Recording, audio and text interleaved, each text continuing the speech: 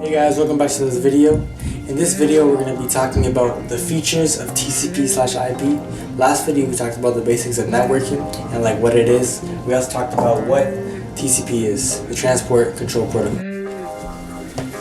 The features that we're going to talk about are logical addressing, like different parts of an IP address and what they mean, routing, like the functions of routers, and also name resolution. Okay, logical addressing. So this is an IP address I just made up randomly, 97.0.10.1. Okay, now we're just gonna go over what this is. Like, what is an IP address, and like, what are these random numbers that are like divided by dots? Okay, so basically, in between every dot is called an offset.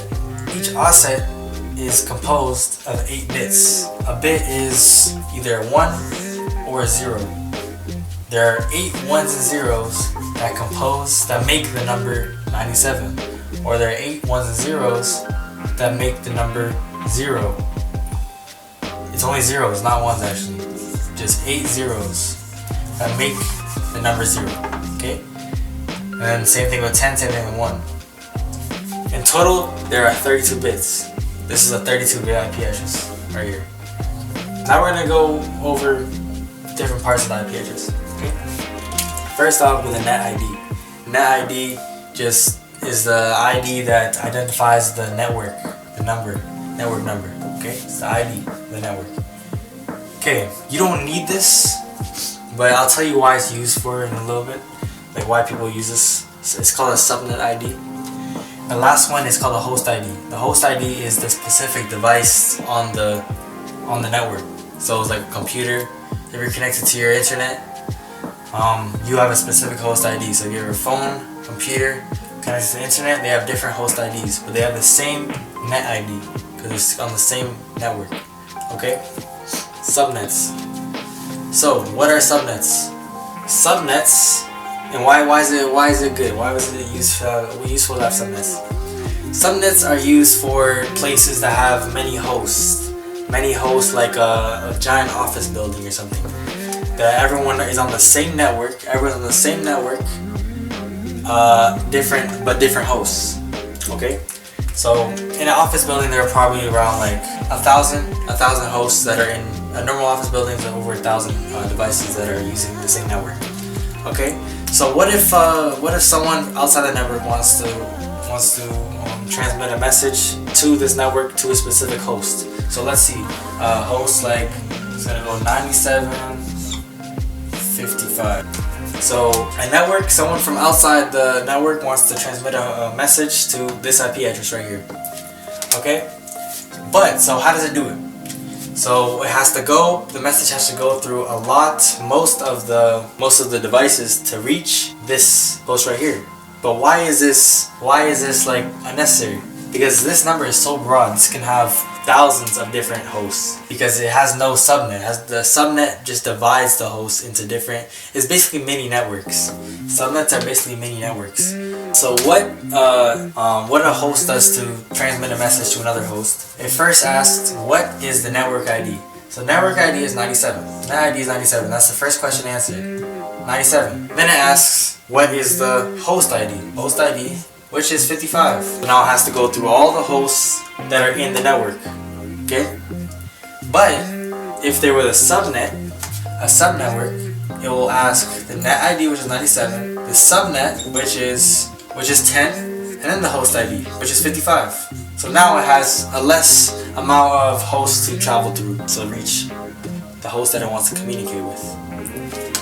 Okay, so we're not gonna go, the next thing I'm about to talk about, we're not gonna go through it like all the way, but I'm just gonna talk about the classes. So there are different classes, Class B and Class C. The Class A network only uses the first 8 bits of the IP address for the network ID and the rest of the 24 bits for either the subnetworks and the host ID. Class B uses the first 16 bits for the network ID and the next 16 bits for the subnet and or host ID.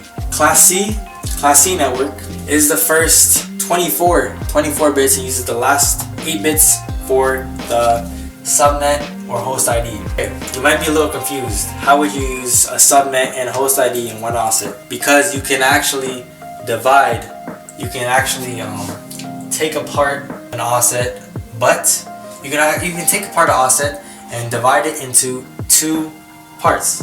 So you can use the number 1, 2, 3, 4, 5, 6, 7, 8. Is all zeros and then 1 at the end. What you want to do, if you want to put a host in the last offset in the Class C network, or a subnet in the last offset, you want to split up the bits. So an example, we can give 3 bits to the subnet and use the rest of the 5 bits for the host. Why is that bad? Because if you have a lot of hosts, then it might not fit in the amount of hosts we can have. But if you don't need that many hosts, the 3 bits for the subnets, the Wi-Fi will travel, like it'll be faster. Okay, so we're gonna leave it there for logical addressing, and we're gonna move on to the next feature. Okay, so now next one, routing. So we're gonna discuss what a router is and like what it does, what it's used for. So basically, a router is a device that's used in a network. People put in their network so it can transmit different transmissions outside of the network. So in talks like subnets, okay? So we're talking about subnets before this. If you want to transmit something outside of your subnet, you have to have a router, because the router knows how to get to another network, okay? So basically what a router has, it has something called the routing table. A routing table has different IP addresses and how to get to those IP addresses in hops.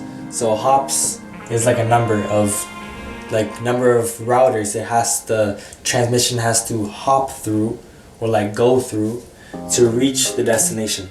So if you want to transmit something to an IP address like 10.0.0.1, oh, the routing table says 5, so it has to go through 5 routers to get to this network right here. Okay, that's basically what a router is. It just helps you, it just makes it so that you can get your transmission outside of your network. So yeah, we're gonna move on to the next topic, next feature, which is name resolution, like DNS. Okay, so last feature that we're gonna go over, name resolution. So we're gonna go over what it is and why we need it. Okay, so what is name resolution? So name resolution is basically a system designed to translate or convert domain names, like domain name examples like Google, like this, www.google.com.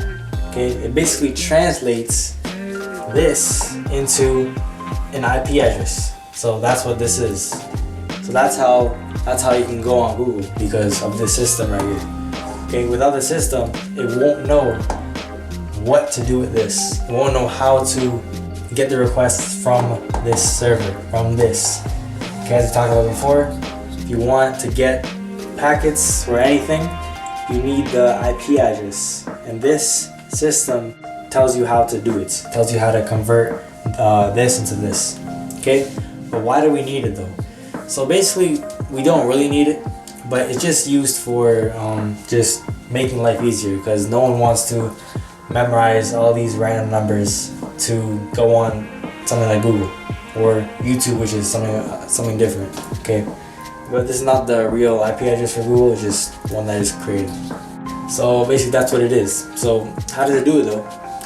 So basically what it does, it goes on, there's something called, TCP has something called name servers. It's just giant computers that hold thousands of data, like thousands of gigabytes, terabytes of data, of more than that, of different domain names plus their corresponding IP address.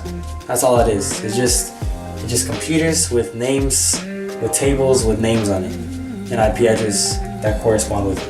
That's all it is. That's literally all it is. Hope you guys enjoyed this video. Remember to like and subscribe and do all that, and comment what you want me to do next. And yeah, see you guys in the next episode.